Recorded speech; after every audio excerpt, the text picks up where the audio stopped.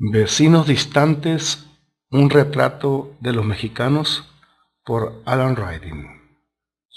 Capítulo 6.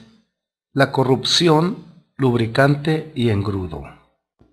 Cuarta parte, página 156. Durante el sexenio de Echeverría, la corrupción floreció como no lo había hecho desde la época de Miguel Alemán.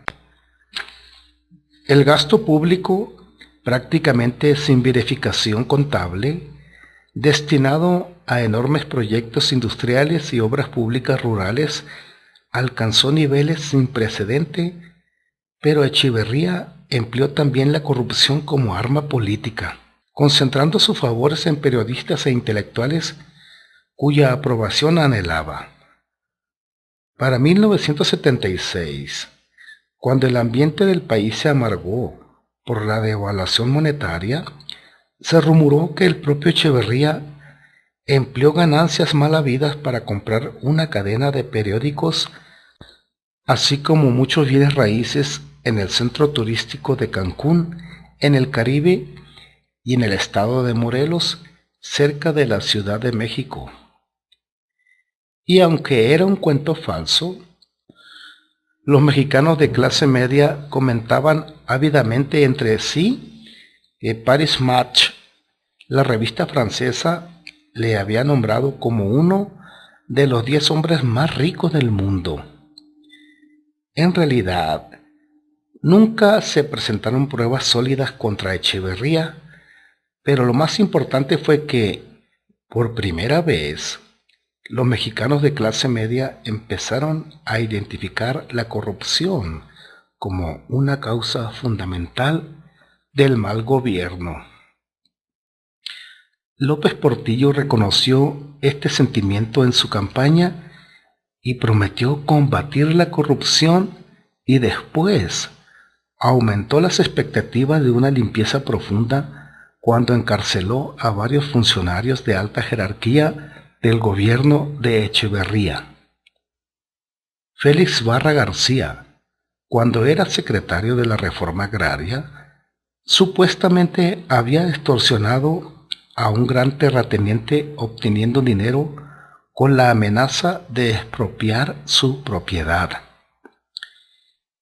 Eugenio Méndez Docurro, según se dijo, aceptó una comisión por la compra de equipo para telecomunicaciones cuando era secretario de Comunicaciones. Y Fausto Cantú Peña, director del Instituto Mexicano del Café, fue acusado de especular con café propiedad del gobierno en el mercado internacional y, mientras tanto, haberse hecho de $80 millones.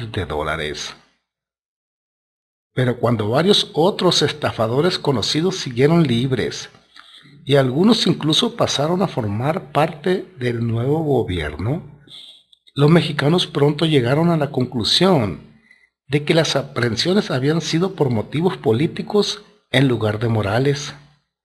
Sirvieron como advertencia para que Echeverría no se metiera en política ahora que había terminado su mandato. Los 3 funcionarios encarcelados fueron liberados antes de que terminara el sexenio de López Portillo. Cuando los inmensos hallazgos de petróleo habían vuelto a avivar la economía mexicana en 1978, era evidente que la corrupción con López Portillo superaría la de los años de Echeverría.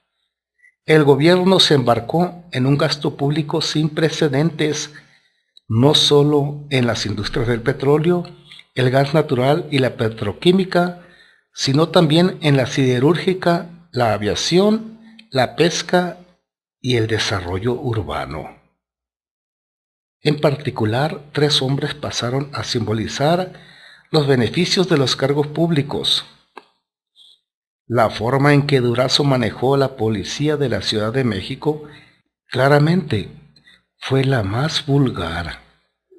En cambio, Carlos Jan González ya había creado un impresionante imperio comercial cuando fue director de la CONASUPO, Compañía Nacional de Subsistencias Populares y gobernador del Estado de México antes de ser regente de la Ciudad de México.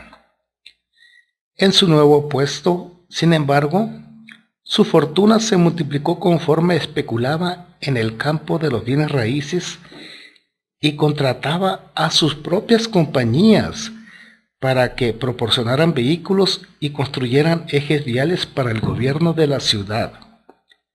Jan González, multimillonario, cuyo hijo coleccionaba automóviles de lujo, era dueño de infinidad de casas, pero la adquisición de una mansión de $1 millón en New Canaan, Connecticut, fue la que despertó mayor indignación.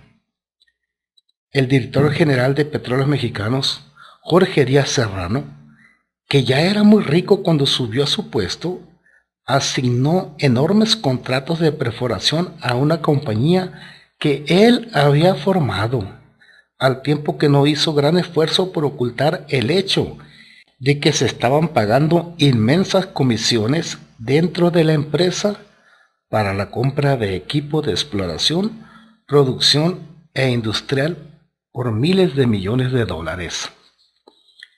Eso sí, al terminar su sexenio, la atención y la irritación se dirigieron llanamente contra López Portillo y el flagrante nepotismo de su mandato.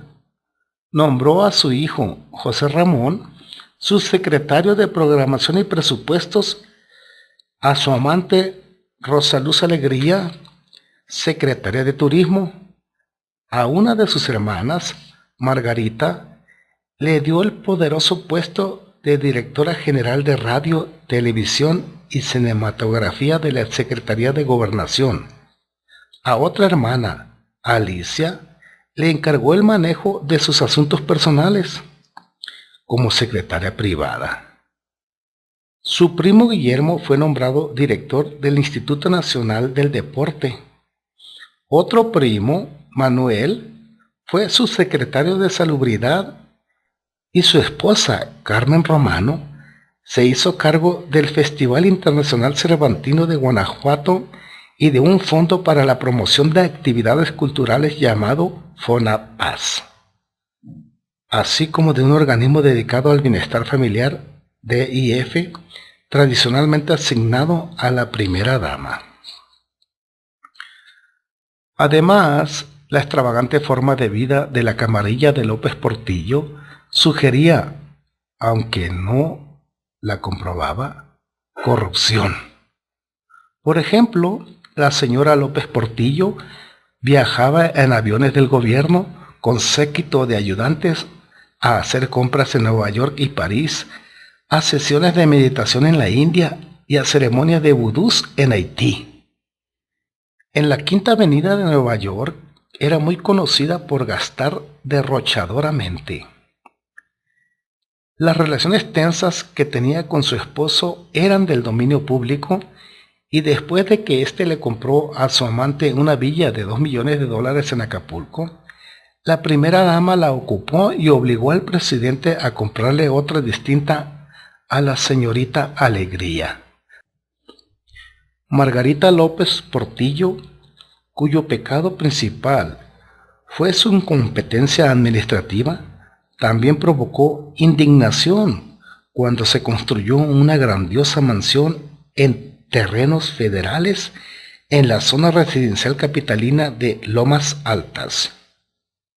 Los vecinos de la zona vieron cómo la maquinaria del gobierno rellenaba 11,000 metros cuadrados de barranco para construir su jardín. En cierta ocasión, una máquina removedora cayó al fondo y quedó enterrada. Por último, en una muestra extraordinaria de insensatez política, el propio López Portillo se construyó un complejo de 5 mansiones con canchas de tenis, piscinas, caballerizas y gimnasio en una ladera en las afueras de la capital, a plena vista desde una de las carreteras más transitadas. Como había prometido defender el peso como un perro a principios de 1982, La gente llama al complejo la colina del perro. Quizá lo que despertó más ira contra López Portillo fue su comportamiento después de la nacionalización de la banca del país, el 1 de septiembre de 1982.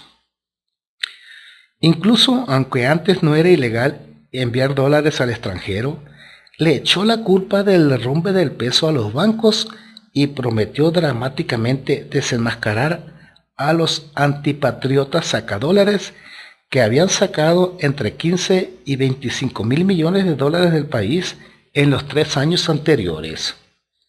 Parecía una amenaza atrevida, pues era sabido que muchos funcionarios y políticos destacados tenían propiedades en Estados Unidos y la mayoría de los mexicanos esperaban con morbosa fascinación conocer los resultados. Temerosos de que las exposiciones solo incluyeran los nombres de empresarios, algunos banqueros que habían sido expropiados elaboraron sus propias listas de sacadólares políticos y se prepararon para dar la lista a la prensa extranjera. A fin de cuentas, burlándose de los sentimientos nacionalistas despertados por los medios de comunicación, no pasó nada. No se publicaron nombres y el gran escándalo de los sacadólares se fue apagando. En los últimos días de su sexenio, consciente de que su imagen se desintegraba, López Portillo se dio a defenderse a sí mismo, declarando ante su gabinete que no había recibido ni un solo peso mal habido y alabando a sus colaboradores íntimos, inclusive a su hijo, a quien describió llamándolo el orgullo de mi nepotismo. Antes de los últimos meses caóticos y escandalosos de López Portillo, de la Madrid habló del tema de la corrupción en su campaña para la presidencia, convirtiendo incluso la renovación moral en una de las bases clave de su plataforma electoral. Para cuando asumió el mando, habiendo heredado un gobierno en quiebra, su credibilidad dependía en gran medida de esa única promesa, la renovación moral. Así pues, giró una serie de órdenes y decretos para estrechar el control del uso de los fondos públicos. Por primera vez, el conflicto de intereses y el nepotismo fueron definidos como delitos sancionables. Se exigió que los funcionarios declararan su situación financiera al entrar al gobierno y al salir de este. Se cerraron trampas con la ley de responsabilidades públicas a efecto de evitar que los funcionarios corruptos fueran liberados de la cárcel una vez retribuido el dinero mal habido. Se dieron a conocer lineamientos que prohibían el uso de autos del gobierno, choferes y guardaespaldas para propósitos familiares o personales. Incluso el sueldo del presidente y de varios cientos de funcionarios de alta jerarquía se dio a conocer al público, al tiempo que otras fuentes de ingresos tradicionales, como los honorarios por asistir a reuniones del Consejo de las compañías estatales, las cuentas abiertas de gastos personales y los fondos de caja chica de las instituciones quedaron suprimidos. Se creó una Contraloría General dirigida por Francisco Rojas, contador y colaborador estrecho del presidente, para supervisar el cumplimiento de las nuevas reglas. En su discurso de toma de posesión, de la Madrid hizo también hincapié en varias ocasiones en que era preciso moralizar a las fuerzas policiales del país.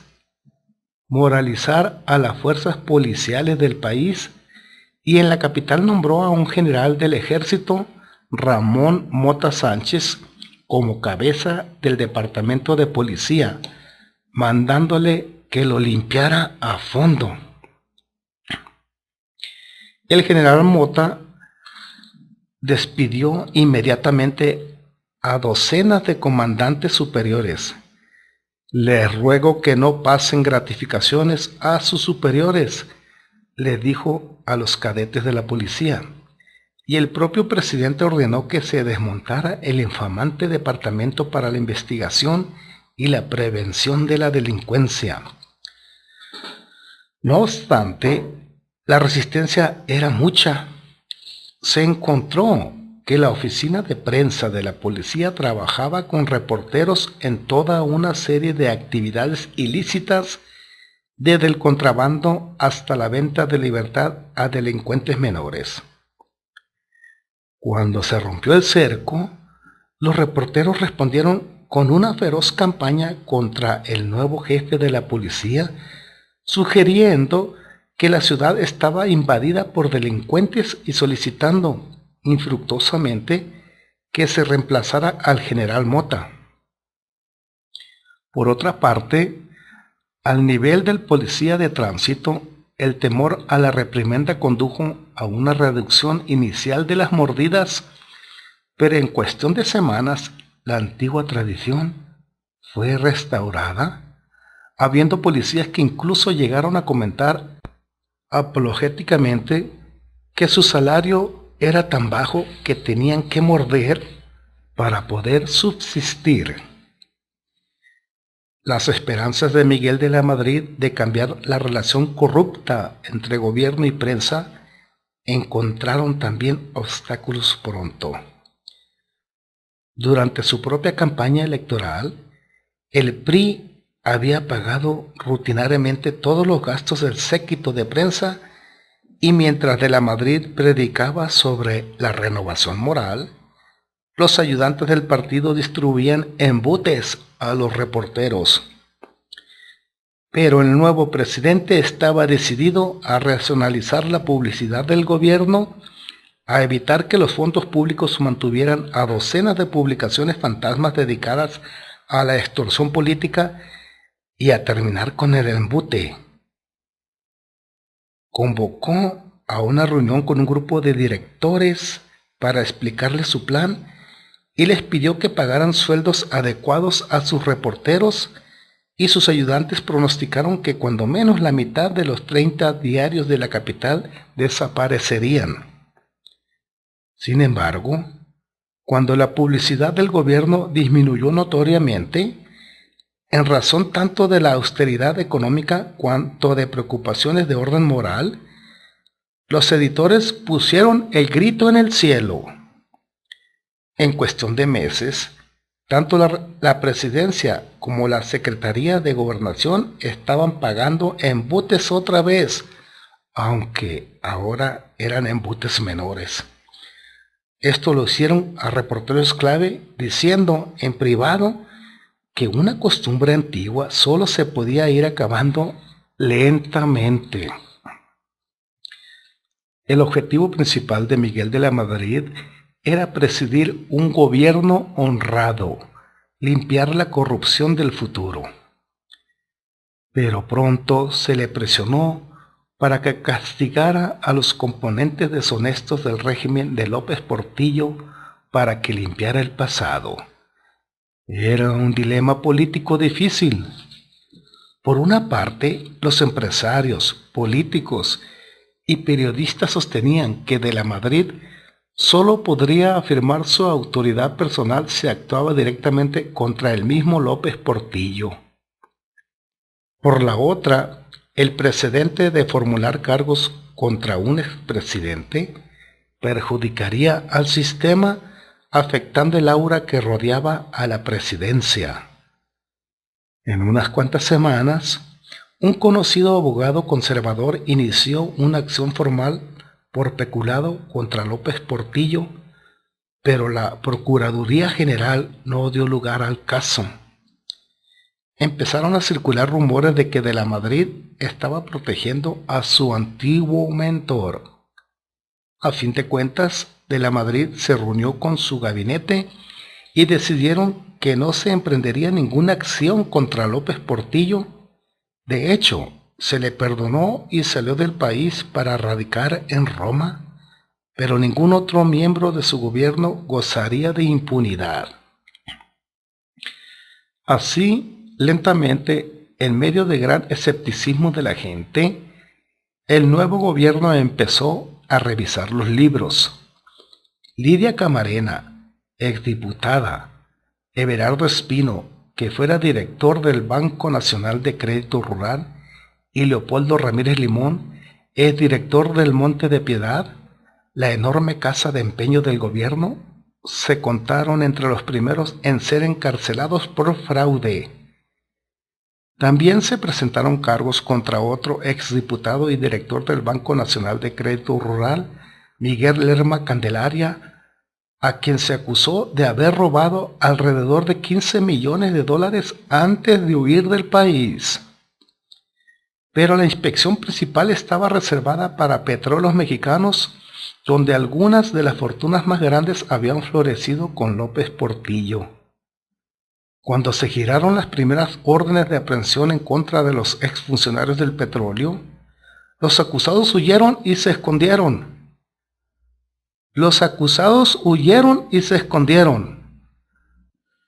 Pronto empezaron a aparecer caricaturas donde el Contralor General orgullosamente sostenía un pescadito, mientras algunos tiburones nadaban tranquilamente a sus espaldas.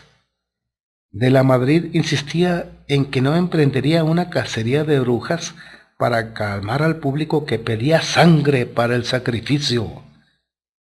Sin embargo, hasta que no pudiera actuar contra alguna figura simbólica del pasado, la credibilidad de toda su renovación moral e incluso la fortaleza de su gobierno estarían en duda. El 29 de junio de 1983, tan solo 6 meses después del cambio de gobierno, se presentaron cargos formales contra Jorge Díaz Serrano por adueñarse ilícitamente de 34 millones de dólares en la compra de 2 buques petroleros, siendo director general de Petróleos Mexicanos. A la sazón, Díaz Serrano era senador federal y gozaba de inmunidad. Tenía fuero. En las semanas previas a que el Congreso le retirara su fuero, Díaz Serrano gastó mucho dinero entre periodistas para promover la idea de que se le estaba haciendo víctima en lugar del culpable real, que era López Portillo. Sin embargo, en público, aunque insistía en su inocencia, se comportaba como un verdadero producto del sistema, manifestando su fe en el sistema judicial y resistiéndose a la tentación de usar su gran conocimiento del funcionamiento interno de Petróleos Mexicanos para involucrar a otros funcionarios. Así, a finales de julio, Díaz Serrano fue aprehendido en espera de su juicio. En la persona de Díaz Serrano se había atrapado al pez gordo que se necesitaba, y la campaña de la renovación moral podía mirar hacia adelante. Pero incluso después de que se aprehendió a varios funcionarios menores del nuevo régimen, amén de 2 inspectores de la Contraloría General, la opinión pública no parecía estar convencida. Algunos críticos sostenían que se había elegido a Díaz Serrano porque, a diferencia del exregente Jan González, él no encabezaba un grupo político poderoso y por ende era más vulnerable. Cuando se presentaron nuevos cargos contra Díaz Serrano a finales de 1983, asegurando su encarcelamiento cuando menos por 1 año más, corrió la voz de que el juez había informado al gobierno que el caso original, referente a los 2 barcos petroleros, era muy débil.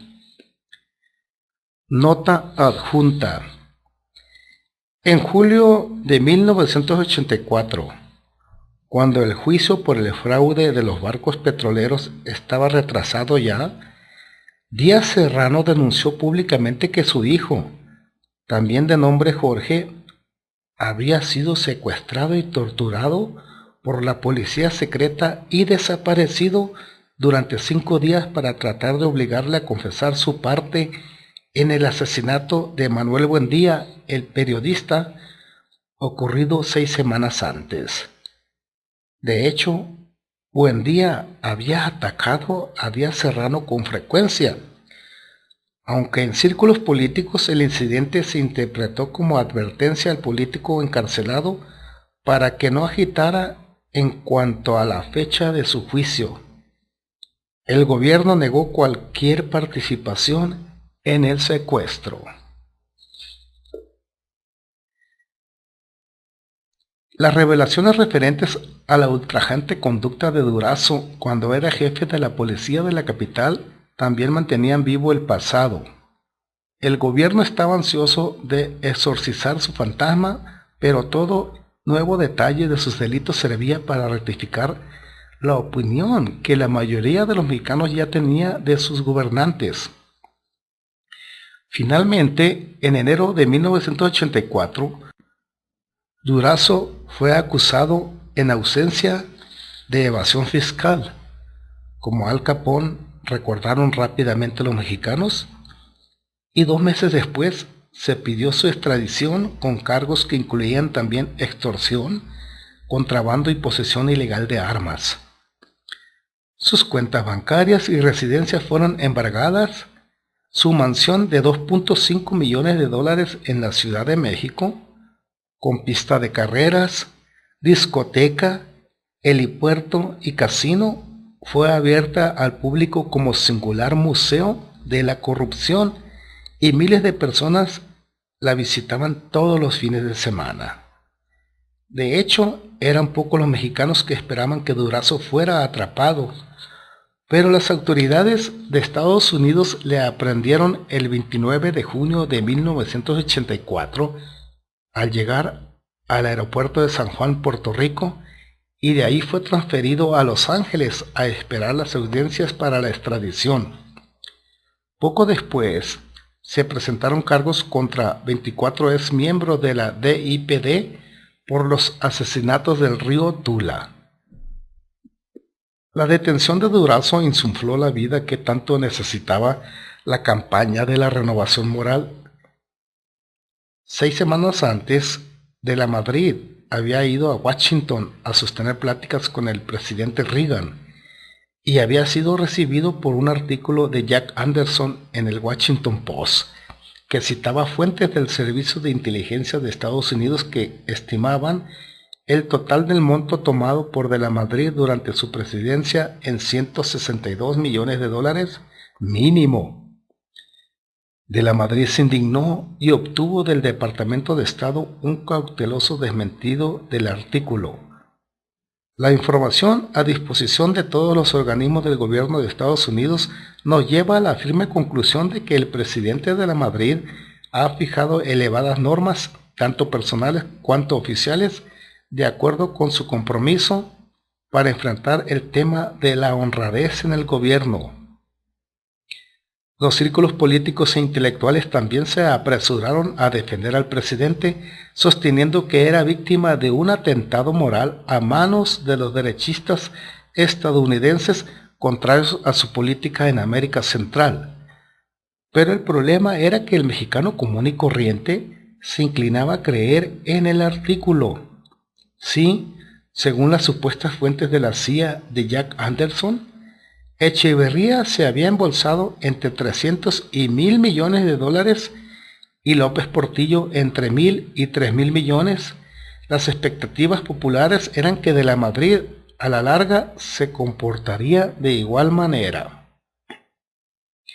En realidad, conforme el nuevo gobierno se acomodaba, ya había indicios de que se estaban relajando los reglamentos internos. Algunos automóviles llenos de guardaespaldas aparecieron nuevamente en las calles de la Ciudad de México.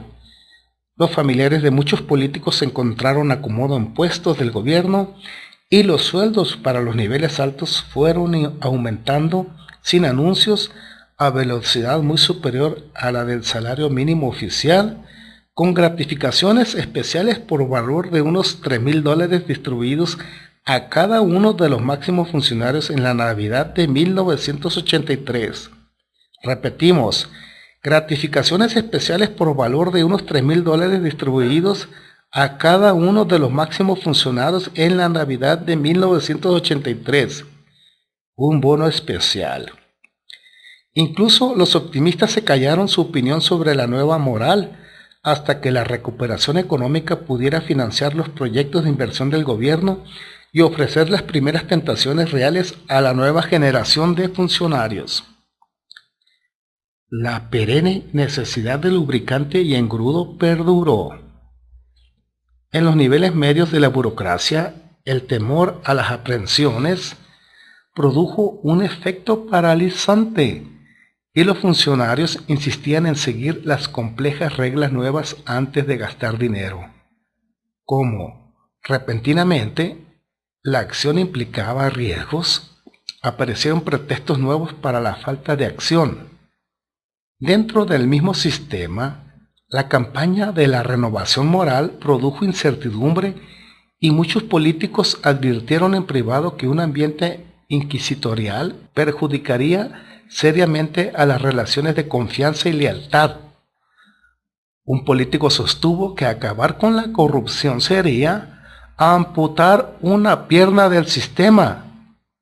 El sistema no podría sobrevivir a no ser que se encontrara un sostén de nuevo. El sistema no podría sobrevivir a no ser que se encontrara un sostén nuevo. El mismo de la Madrid no parecía acariciar esperanza de que se pudiese romper costumbres y tradiciones de muchos siglos. Asimismo reconoció las limitaciones de su poder, no sólo al perdonar a López Portillo y pasar por alto la corrupción en el ejército, sino también al renunciar aparentemente a su sueño de limpiar los poderosos sindicatos de los trabajadores del petróleo y el sindicato de los maestros, pero tenía que reducir la corrupción a grado en que ni despertara a la opinión pública ni alterara las relaciones del gobierno con sus aliados dentro del sistema. En esencia, el problema era político más que moral. Un sistema que nunca había funcionado debidamente sin la corrupción ya no funcionaba fluidamente en razón de la corrupción excesiva. Simplemente, lo que se había activado era el refinado instinto de autoconservación del sistema. Fin de la parte 4, página 164.